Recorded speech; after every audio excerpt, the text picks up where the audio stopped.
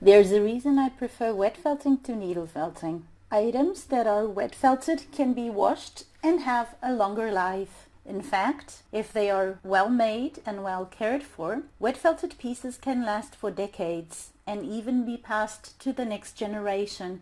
And taking care of your felt pieces is actually easy. That's what I'll be showing you today, so keep watching.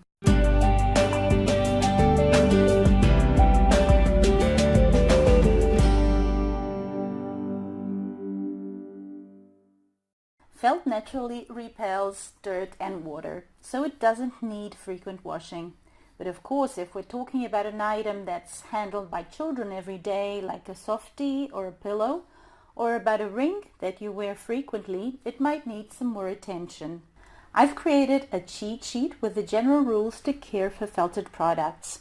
You can download that, so let's jump straight to the details for the different items.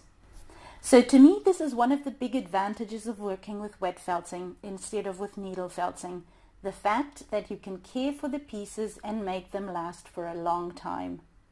But I'd like to start by showing you something. This is a daisy ring I've made in 2005. It was actually one of the first pieces I made, and I've been wearing this ring ever since. I decided to keep this one for me. As you can see, it's my exact size. And what I'd like to show you is how it looks. It could have been made yesterday. It looks like it's brand new. And why? Because it's washable, because you can care for it easily. Now, felt naturally repels dirt, but of course, when you have something on your hands for a very long time, it's very easy to have an accident, like spilling coffee over it, for example.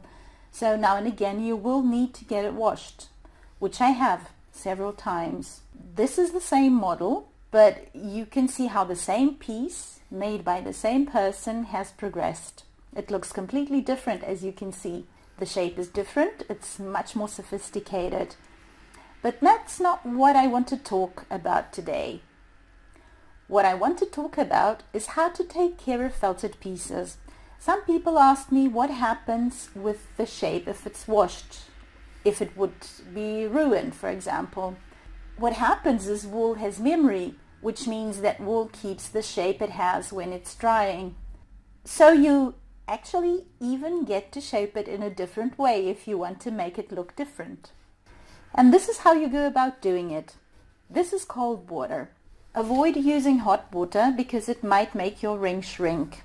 But you can use lukewarm water if it's really dirty. So it's as simple as this. Immerse the ring. Don't twist it, but don't be afraid to wash it gently. It's the same as washing a wool sweater by hand. As you see, the shape changes. Make sure you rinse it well, if possible under running water. In the end, you can immerse it in water with vinegar to neutralize the soap and make the colors pop. So squeeze the water out and just reshape it. I like to do this. It gives the perfect shape to the flower. Go on squeezing like this, and this gives you the base. Afterwards, open up the petals. Now leave your piece somewhere warm and dry. Depending on the weather conditions, it could be ready in 24 to 48 hours. And that's actually all there is to it. These two pieces, the pillow and the doll, have been made for my niece over 7 years ago. They've been in her room since then, so you can imagine how many children have played with them and moved them around. Of course, they have been washed since. I shave and wash them maybe once a year, but still, this shows you how resistant these pieces are. And here's a photo of the pillow from January 2009 to show you what I mean. Okay, so felt naturally pills. It's just the way wool is. But there are only two things you have to do here. You have to shave these off and then wash the doll. And it'll be ready to use for a long time again. So you can use a lint shaver like this for the bigger items. After this, wash in lukewarm water with neutral soap and leave it to dry. The doll could also easily be washed together with your sweaters in the washing machine. The pillow will also have to be shaved and washed, But there's an extra step here because the pillow is filled with raw wool. This is filling wool that has been thoroughly washed but otherwise hasn't been processed. So the first thing to do is to get the wool out of the pillow. Now the wool has to be opened up like this, piece by piece. After this is done, you should leave it to breathe for a couple of days. Remember that wool is a natural material. So I've opened up all the wool and it's become a huge pile. I'll just leave it to breathe for 2 or 3 days. And now I'll shave the felt pillow. The next step will be to wash it.